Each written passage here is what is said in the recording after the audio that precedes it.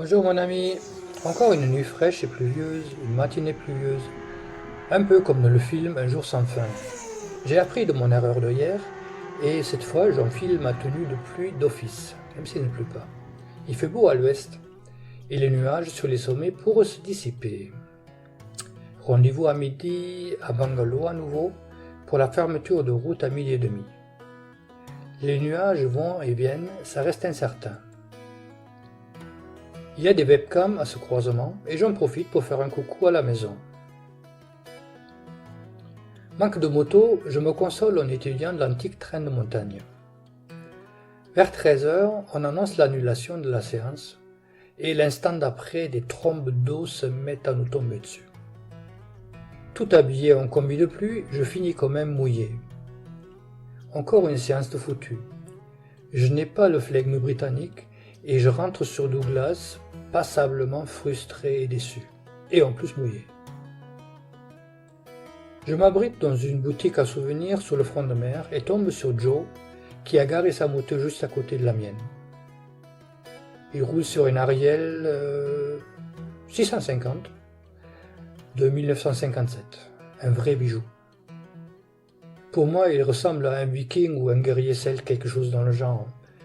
Il parle d'une voix chevrotante et haut perché, un petit peu comme un Patrick Timsit en anglais. Il me dit qu'il habite à 3 heures d'ici. Là, je me dis, le gars, qu'est-ce qu'il a fait? L'explication est toute simple, il habite Liverpool, à quelques kilomètres du ferry. On se met à papoter, on parle de tout et de rien, de ses enfants, de ses petits-enfants, de sa passion pour les motos, et c'est un plaisir, la pure joie de vivre. J'ai du mal à le croire quand il me dit qu'il lui reste que quelques mois à vivre en raison d'une maladie grave. Le soleil est de retour et à côté de nous se gare un mec avec une Norvin, donc un cadre Norton avec un moteur Vincent. C'est très beau et surtout ça fait un tonnerre doux, je sais pas comment dire, ça donne la chair de poule. C'est un Australien et il se met à discuter avec nous. Moi, je finis par décrocher parce que son accent est assez violent et j'arrive pas à suivre. Après quelques minutes, il repart, encore des frissons, et avec Joe, on continue de papoter. C'est ça le monde de la moto ancienne. Après la question, que s'est-il passé pour la course? Miracle, en fin d'après-midi, le temps est sec et ensoleillé. Il y a un vent de sud-ouest froid et très soutenu, mais les conditions sont bonnes et la séance commence à l'heure. Je suis affecté à Duke's Pent, appelé comme ça en l'honneur d'un ancien pilote, et appelé également 32e ou 32nd parce que c'est à 32 miles du départ de la course. C'est un virage à gauche avec 2 coups de pluie prononcés. Du poste central, situé à l'intérieur du virage, on ne voit ni l'entrée ni la sortie.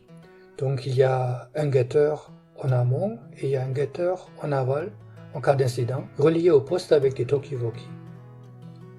Je me tiens en haut de ces marches et les motos passent à 2 mètres. Je sens le souffle et c'est extrêmement impressionnant.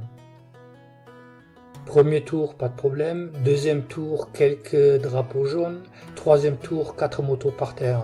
La course est encore interrompue quand le vent se lève et la pluie se met à tomber.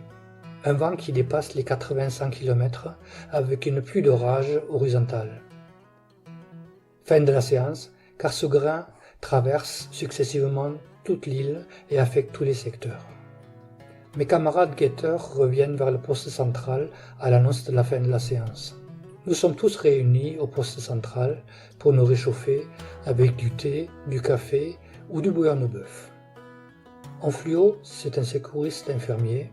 À côté de lui, il y a le guetteur en amont, un dur, tatoué, qui lance un juron entre chaque mot tout au long de ses phrases.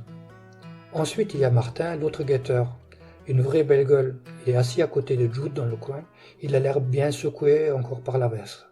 Et je rentre par un chemin différent de celui que je prends d'habitude. Et, devine, je me suis perdu. Donc j'arrive au camping à 22h. Il commence à y avoir de l'ambiance dans la salle commune. Et quand je me mets à cuisiner, c'est évidemment des oignons d'abord. Bon, assez papoté, J'espère que ça t'a plu et qu'on se verra à la prochaine vidéo. Ciao!